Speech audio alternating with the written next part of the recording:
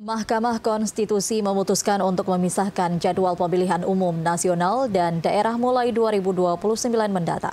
Ya, perubahan ini mengakhiri praktik pemilu serentak yang diberlakukan sejak tahun 2019 ketika warga harus mencoblos 5 surat suara dalam satu hari untuk calon presiden, DPR, DPD, serta DPRD provinsi dan kabupaten atau kota.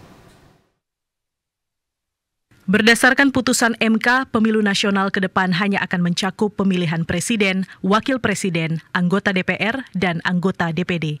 Sementara pemilihan anggota DPRD provinsi dan kabupaten kota akan digelar bersamaan dengan pemilihan kepala daerah atau pilkada paling lambat 2 tahun 6 bulan setelah pelantikan presiden dan anggota DPR DPD.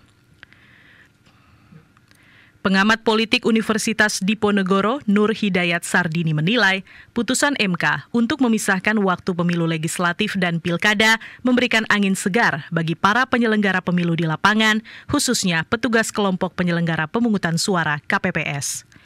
Ia menyoroti pengalaman pahit pemilu serentak 2019 yang menyebabkan hampir 800 petugas pemilu meninggal dunia akibat kelelahan bekerja. Meski pada pemilu 2024 jumlah korban menurun, Sardini menilai tekanan pada badan ad hoc tetap besar.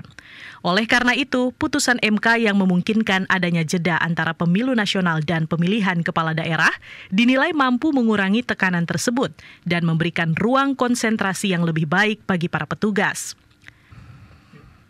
Selain pertimbangan teknis, ia juga menilai bahwa pemisahan waktu antara pemilu nasional dan pilkada memiliki nilai strategis dalam menjaga kualitas demokrasi.